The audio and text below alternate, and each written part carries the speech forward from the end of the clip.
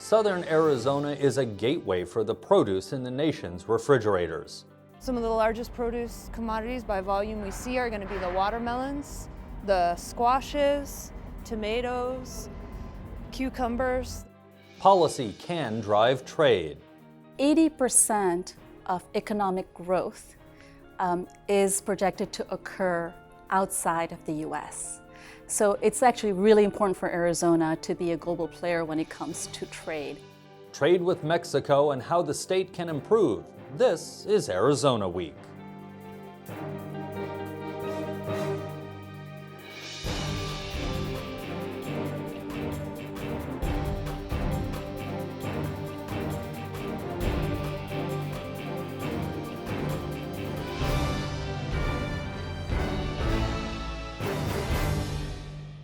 Hello and welcome to Arizona Week. I'm Christopher Conover in for Lorraine Rivera. If you have produce in your refrigerator, chances are some of it crossed the Mexican border in Arizona. Much of that produce makes its way through the Mariposa port of entry in Nogales. Zach Ziegler visited Mariposa to see how produce gets from Mexican farms to U.S. plates and how in between those stops it becomes a major part of Santa Cruz County's economy. On a typical day, between 1,500 and 1,600 trucks make their way through the Mariposa port of entry. Most are carrying fresh produce grown in Mexico. Starting this fiscal year, which started October 1st of 2014 for the government, we've had over 2 billion kilograms of produce cross through this port alone. That's a little more than 2 million tons of fruits and vegetables in the last 7 months. Some of the largest produce commodities by volume we see are going to be the watermelons, the squashes, tomatoes, cucumbers. And those fruits and vegetables have a large impact on the local economy. In 2013, the produce import industry accounted for more than $400 million in economic impact to Santa Cruz County. It also directly or indirectly supported about 4,000 jobs in the county. That's about a quarter of all workers, and a quarter of all wages paid. Some of those jobs involve ensuring the produce is free of contaminants. Many of the trucks that come through are stopped for cursory inspection, ensuring all cargo is legal and accounted for in the paperwork, what is known as a tailgate inspection. Between 50 and 100 trucks a day receive a more thorough inspection. That's the case for this shipment of watermelons. So the pallets right here are offloaded and they're opened. So we're going to do a visual inspection of all the outside of the commodities. A commodity is an organic material that made the trip from Mexico. That includes the fruits and vegetables, any dirt in the back of the truck or on the produce, wood pallets, and cardboard packaging. Agricultural specialists like Crowther are looking for signs of invasive species or disease that came along for the ride. A lot of times when the truck's moving and it's shifting, stuff like that, they'll fall kind of into the crate or into the box. So you will also remove the commodity from the box and look in the bottom of the box to see if anybody's been jarred loose. Anything that catches the attention of an agricultural specialist is examined closely to see if it warrants notifying specialists from the U.S. Department of Agriculture. And how long does a typical inspection take? 45 minutes to an hour, depending on the type of inspection they're going to have. Some are less, 20, 30 minutes if it's a tailgate inspection. That process proves to be a bit longer for 4 or 5 trucks a day. Vasquez estimates that many are held for further inspection by the USDA. The number of trucks, inspections, and inspectors has risen in recent years. Mariposa recently had new lanes and inspection stations added, meaning the port can handle more trucks. It's been a lot smoother. We're able to handle the amount of trucks. Last week we had over 1,600 per day, some of the days. The 2013 produce season saw 17% growth in imports coming through Nogales, pushing the port's share of the market to almost 40%. And numbers from the just concluded 2014 season show total imports coming through Nogales holding steady for a second year. Every single year we've continued to grow our industry. There is more and more product coming up through Mexico. more product is crossing through all shipping points along the southern border, so we continue to be optimistic for the continued growth of our industry here. The next stop for fruits and vegetables once they leave Mariposa is a produce import company, such as Sunfed. Here, in climate-controlled warehouses, is where produce is stored until it's ready to head to the distributors. On a slow day, you're looking about 30 trucks. On a busy day, easily over 100 trucks. Mandel says produce is typically in and out of Sunfed's warehouse in less than 2 days. And a quick turnaround is necessary considering some of the fruits and vegetables here still have a ways to go before they reach a plate. We actually deliver to some of the farthest eastern parts of Canada. Supply chain looking from here out to there can sometimes be 10 days before it reaches a store shelf. Produce imports that come through Nogales make up a substantial part of the diet of Americans. During the winter months, the majority of the products that are consumed, fresh fruits and vegetables in the United States, are crossing through Nogales. And as the U.S. continues to eat more Mexican-grown fruits and vegetables, the impact of produce imports in Santa Cruz County stands to also continue to grow. Joining us now is David Farkas, the president of the Arizona-Mexico Commission. David, thanks so much for sitting down with us. Thank you for having me. We just watched a piece on agricultural trade between Arizona and Mexico and the improvements at the Mariposa port of entry in Nogales. How important are improvements to overall infrastructure to trade in Arizona and Mexico? They're huge. Arizona wants to increase its trade with Mexico. It's #1 trading partner. And we can think about doubling trade with Mexico, but without that infrastructure, it's practically impossible. We can have the businesses, we can have the people willingly to increase that trade, but without that infrastructure, it's really, really hard. And as you mentioned, you run that piece on the Mariposa entry, and we have made a big investment on the U.S. side, but we're yet to see some improvements on the Mexico side.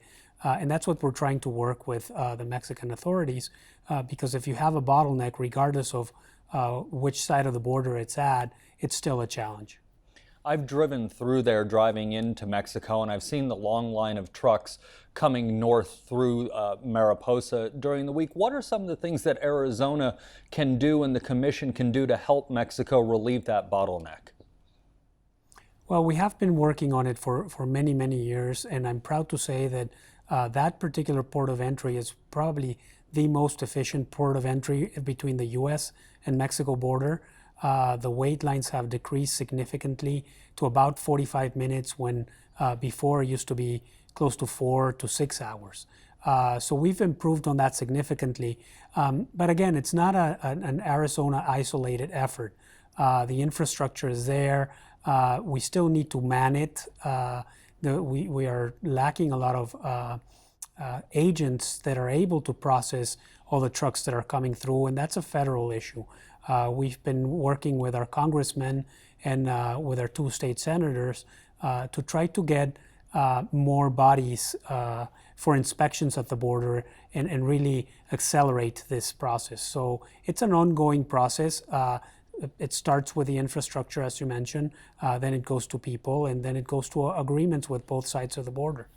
As we look at trade across the Arizona-Mexico border, we've been talking about Mariposa and southern Arizona, but are there different needs and different types of trade as we span the border? We look at places like Douglas a little further to the east, but also Yuma. Do things differ from place to place? They do. They have different types of goods, different types of needs, and sometimes different types of infrastructure is needed and for different types of transportation.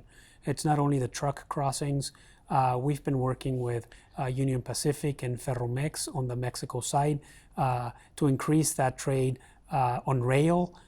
We've been talking about developing inland ports that include trade through air freight. And we have to look at what are our strengths as a state, as a mega region of the Arizona-Sonora mega region, and really work on those. We've seen in the last couple of months some challenges and bottlenecks in ports like Long Beach in California. Mexico has great infrastructure in ports like Topolobampo or Mazatlan or even Guaymas. And the entry to those ports to the U.S., it's Arizona. So if we look at those potential opportunities and those strengths that the region has, then we can plan infrastructure-wise to seize those opportunities. Arizona has trade offices in Hermosillo, Mexico City. Obviously, they're not just trying to get people to come through Mariposa or through Yuma. What's their overall goal on a statewide level? There's different objectives. Obviously, the number one objective is to develop that business trade, to increase that trade. Even though Arizona has Mexico as their number one trading partner, and we're happy to say that that trade increased about 1.6 billion in the last year, which is about 20% from the previous year. So we're seeing great trends, but still we trade about 7% of what Texas trades with Mexico. Even states like Illinois trade more with Mexico than Arizona does. So we're working on that. And that's one of the main objectives of our trade offices, both in Mexico City and in Hermosillo. And then they have other responsibilities to exchange of educational programs, exchange of information, increased tourism to and from Arizona. It's a very comprehensive list of things that they help us with. When we talk about trade, obviously we just saw the piece dealing with produce, but there's more to trade than just produce. What are some of the other products that we're trying to get cross-border traffic with? Well, one of our strengths as a state in Arizona is advanced manufacturing. We have a very robust aerospace industry. And if we think about every product that we import from Mexico actually contains 40% of its parts made in the U.S. So there's a lot of trade that goes south of the border for products that are being manufactured that will later be imported. And that relationship doesn't happen with any other country in the world. There's a very small percentage of those parts when you trade with other countries that promote businesses and are part of the economy in the U.S. So that's a very important aspect. So we're trying to focus on those industries. There's a huge mining industry in Arizona as well. So there's a lot more goods and services that are part of that trade. As time goes by, is there a specific type of trade that we really want to target to improve over time, or is it just everything across the board? Well, as a businessman, I will always say that we will welcome everything, but we are trying to focus on our strengths in the advanced manufacturing, in the aerospace and automotive industries. There's also a huge potential in biotechnology and biosciences. Okay, David, thank you so much for sitting down with us and explaining what's going on with all this cross-border trade. Thank you for having me. Joining us now is Sapna Gupta from the Morrison Institute at ASU. Thanks so much for coming in and talking with us. Thank you for having me. We've been talking a lot about trade between Arizona and Mexico, and a lot of the program so far is focused on things like agriculture, but there's another kind of trade, and that's tourism. We get a lot of tourists from Mexico who come into Arizona for the day, for a couple of days, for vacation, and to shop. It's a big economic driver. Absolutely. Actually, the Maricopa Association of Government has done a study with the University of Arizona where they estimated tourism dollars back in 2008, and they've projected them and tracked them as well. And their estimate for 2013 was $2.3 billion spent by Mexican visitors coming to Arizona. So there is a lot of tourism visits. Some of it actually is done on foot, crossings at the ports of entry. Nogales is our biggest port of entry, but by car. And right now there is a program that allows Mexican visitors who have the I-94 card to travel to Arizona within 60 miles of the border. There's discussion underway now to see if that I-94 card can allow them to travel throughout the entire state. The implications would be pretty large on our hospitality and tourism industry, actually, because they're already spending a lot of money in Arizona. This is on consumer goods, as well as on hospitality, restaurants, at the shopping malls, at the hotels. There are a lot of tourists from Mexico who go up to Maricopa County, as well as to Flagstaff and the Grand Canyon. Having this I-94 program extended to the entire state would allow their dollars to be spent in very important parts of our economy, the hospitality and tourism industry. So that's a very interesting program. And I just want to note that the tourists who have this I-94 card are already vetted by the government as being tourists who are not going to be overstaying their visa. So this program is actually a safe program in terms of allowing Mexican visitors to go to the entire state. When it comes to trade and Arizona and Mexico, how does Arizona compare to the other border states in the country? Are we getting our fair share, or are we getting more or less than our fair share of trade from Mexico? Well, it's interesting. Arizona's size compared to California, which is about 4 times our size in terms of population and GDP, and Texas, which is much larger. So when we're comparing, we need to note that Arizona's trade with Mexico is over $8 billion. The total footprint in terms of exports and imports is $17 billion. We actually have a slight trade surplus. We export more to Mexico than we import from Mexico. The type of trade that we're doing is different from Texas. Texas has the oil and gas industry. It's an oil and gas producer state. And so their trade is heavily focused on the oil and gas industry. What Arizona exports a lot of to Mexico is equipment, electronics, transportation equipment. Both Arizona and Mexico have a very strong aerospace and defense industry. In Arizona, we lean more towards the defense industry. However, we have a lot of suppliers and companies that are also suppliers to the commercial aerospace industry. Globally, the growth over the next decade is projected to occur a lot in the commercial aerospace industry. So planes that will take people from one city to the other, one country to the other. Mexico is making a big push for the aerospace industry. Eventually, they want to get to the point where they're building and assembling a plane all in Mexico. Right now, planes parts come together from different parts, from Canada, from the US, from Europe, and they're assembled, not entirely all of them, in Mexico. Arizona, with its aerospace and defense industry, has one element of the industry on the defense side that works on targeting, guiding.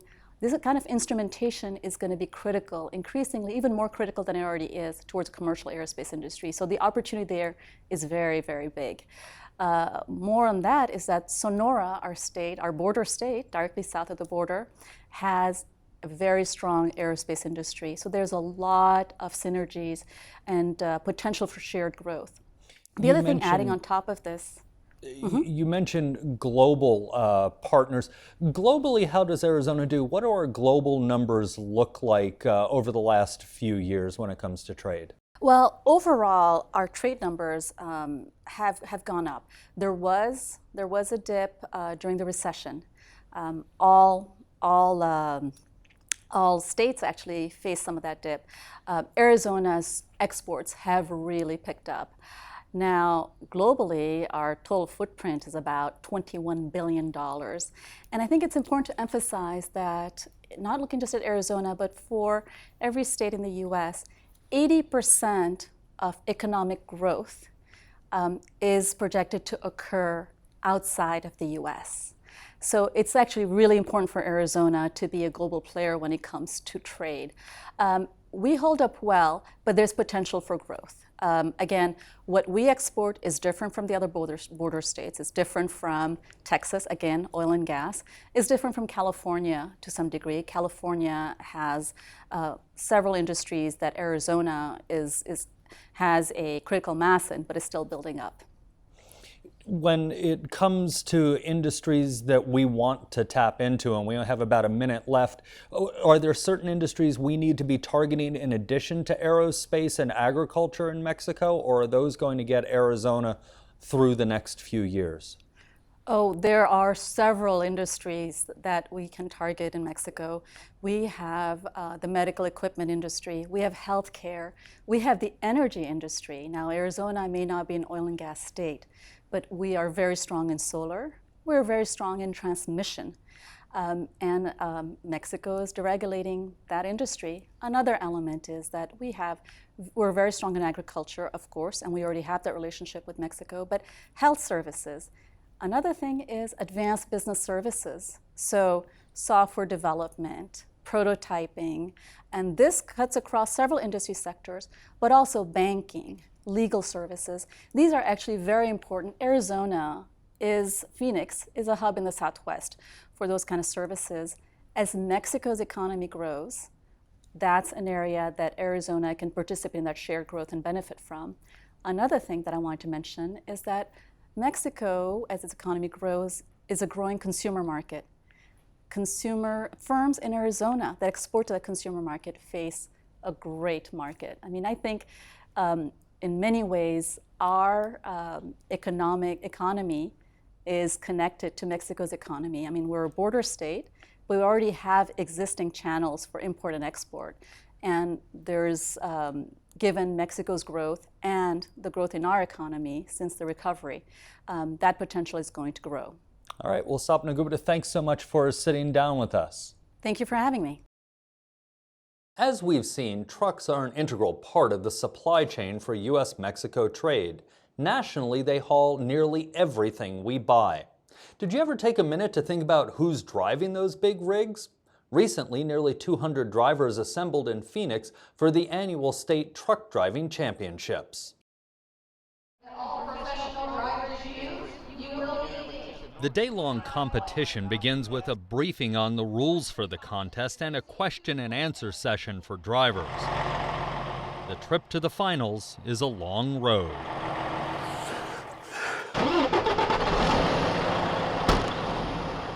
For driver Chris Finn, it begins at Conway Freight's Tucson facility. It's Saturday, 7 days before the finals, Finn's day off, and he's in the cab practicing. The skills competition involves what drivers do every day on the job. Finn is driving in the 3-axle division this year. Much of his practice will center on the skill many people fear on their own driving test: parallel parking. For a truck driver, that means putting the trailer at a right angle to the cab. Our idea in this one is to try to, as if you're parallel parking somewhere between a few cars. You wouldn't really want to do this in real life, but it's just something to test skills. To get my trailer inside this box without hitting anything, and the closer I get to this line, as if this were the curb, is where I get more points. That's a 40, Chris. With that accomplished, it's off to the next skill, driving by a barrel and getting the back right tire on the trailer as close as possible without hitting the barrel. Why would a driver get involved in the competition? Kind of ups your level of how you feel about yourself. I look at it as someone that goes out in the street and plays basketball in the park is just an amateur. I think once you get paid to do something, you're a professional. So this takes you up a level from that to where you start feeling that in yourself, because you see your abilities. Once you've done better than half the other people there, and maybe not necessarily won, but it makes you feel more prideful in what you do and realize the knowledge you have and how it's put to use out there in the streets every day, and your ability to drive without having an accident for that year. Back to Phoenix and the championships. 15 years in the industry, 500,000 accident-free miles. The competition includes several divisions. So you will go down to the 10. Sleepers, 15-year driver veteran, accident-free in his career. Flatbeds, tankers, and even step vans. Finn begins the day Let's do it. with the pre-trip inspection competition. My 3 points of contact getting in. He has 6 minutes to find as many hidden problems as he can. Loose debris in the cab. Each time he finds one, Landing legs are down. Piece of wood stuck in the jaws of the fifth wheel. Trailer's not closed. A right taillight in op. Defect. Defect. and the judge marks the score sheet. Defect. Defect. All right. Then the waiting begins. Conway has a tent set up for drivers and their families. The truck driving championships are considered the Super Bowl of driving. Safety and precision are the orders of the day, not speed. The skills that these drivers are going through, when they're going through a corner, it's a matter of inches with the furthest rear tire on the right side of their vehicle, within, getting it within an inch of a duck.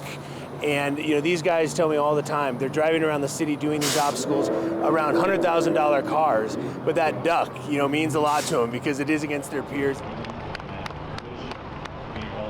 3-axle drivers, please, to the course. After all the watching and waiting, it's finally time for the 3-axle competition. Yeah, thanks. And Finn is in the driver's seat. Conway freight driver in truck number 4 now on the East Course, Christopher Finn.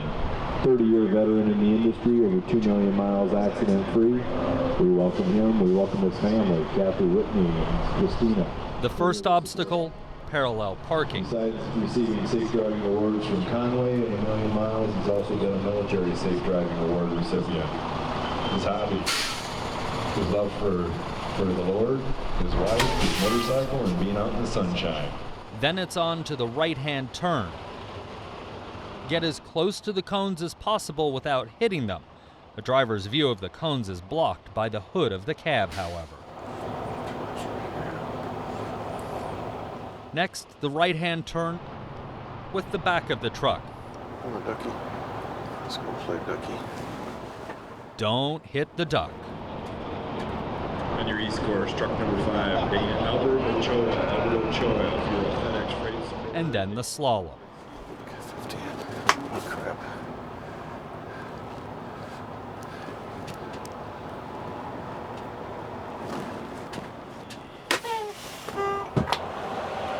Way to go, man. Minutes later, his heart still beating quickly, the personal assessment of the drive. I feel way better on it than I expected to do. I don't like to hold high expectations, but I felt really good about how it went. Sounds like everyone said I did all right. What do you think? I did.